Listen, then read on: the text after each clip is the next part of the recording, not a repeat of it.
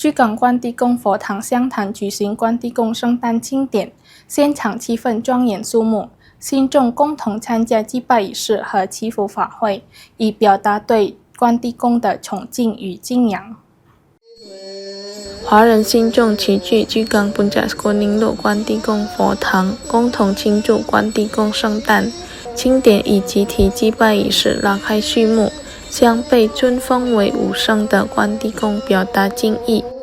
佛堂管理人员安顿表示，这是关帝宫圣诞庆典首次邀请并迎来居港市政府及南苏门答腊省政府代表出席。宗教仪式结束后，全体华人信众共同参加联谊活动。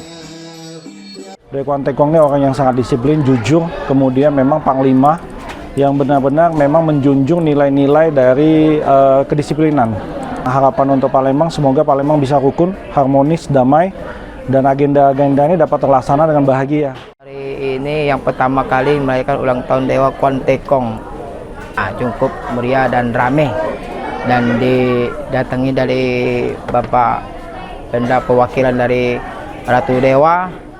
心中希望通过这次庆典祈求身体健康、财运亨通、事业顺利，并祝愿居港市长期保持平安、祥和与社会和谐。Muhammad Aidil, PAL TV。